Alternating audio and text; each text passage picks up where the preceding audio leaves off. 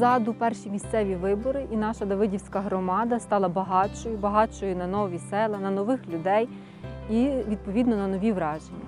І сьогодні ми хочемо розпочати цикл сюжетів, історій про села, які доєдналися до нашої громади, щоб ми могли познайомитися з ними, розповісти вам про те, як тут живуть мешканці, чого вони очікують від об'єднання, їхні якісь плани та сподівання.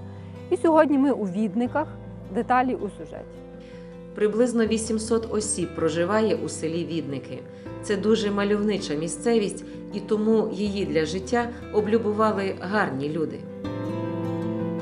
Львівська область, Львівський район, Давидівське ОТГ і то. Ну, то сільрада ніби тепер в Давидові буде, так? Так. Тут зразу при в'їзді. Ну, Так.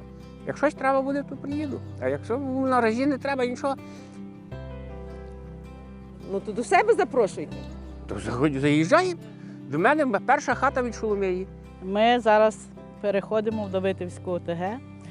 Я задоволена, що ми переходимо в Давидівську ОТГ, бо хочемо також, щоб в нашому селі було майже так, як в Давидові. Гарно, освітлення, дороги і будинок культури.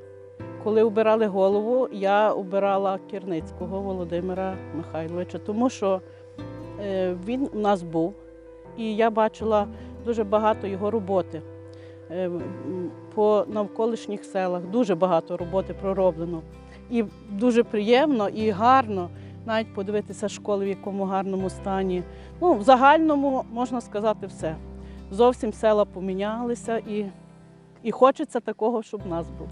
Ну, той нам голова того ОТГ дуже гарно розказав нам, що він зробив, що він планує зробити. Я би побажала всього, найби вони нам бажають всього. І ми б всі приєднувалися, ми б допомагали, все, щоб то зробилося так, як має бути. Ми б дуже хотіли добра в селі. Я думаю, що буде все добре.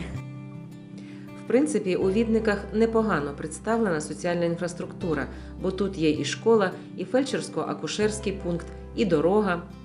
Є також і народний дім, щоправда, у надзвичайно занедбаному стані.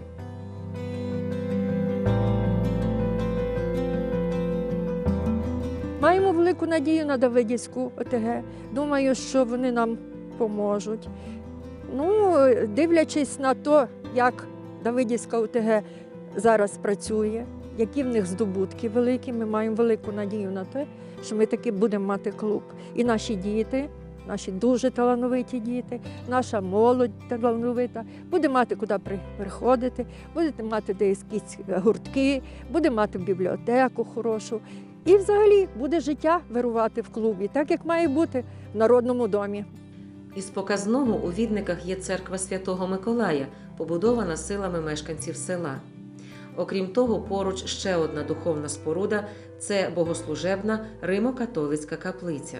Детальніше про її історичне значення – Іван Сварник.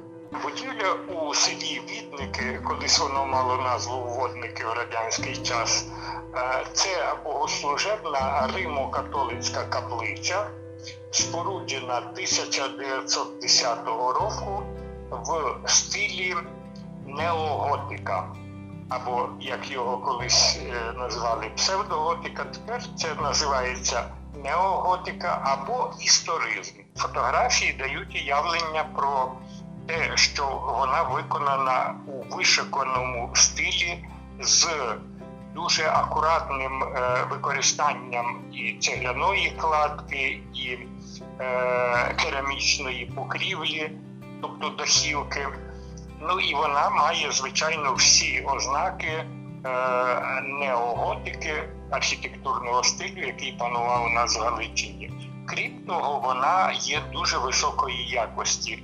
Видно, що добра цегла, сумлінні будівничі були при спорудженні цього об'єкту. І, бачите, вона має вже 110 років, ця будівля. Якщо будівля має вже 110 років, загалом, що потрібно для того, аби будівлі надали статус певний, чи пам'ятка архітектури місцевого значення, чи архітектури десь там іншого, більшого значення? Для того треба було б звернутися з поданням в департамент архітектури містобудування і збереження пам'яток Львівської облдержадміністрації. Треба було б зробити фотографії, написати клопотання, бажано долучити до того якийсь архітектурний висновок фахівців про те, що ця будівля збудована тоді-то, в такому-то стилі. Ну і, звичайно, що можна було б намагатися знайти в Держархіві Львівської області або в Центральному історичному архіві матеріали про будівництво цього сакрального об'єкта. Гордість села – відниківська футбольна команда «Темп». Хлопці стали чемпіонами першої ліги. Ми стали чемпіонами першої ліги.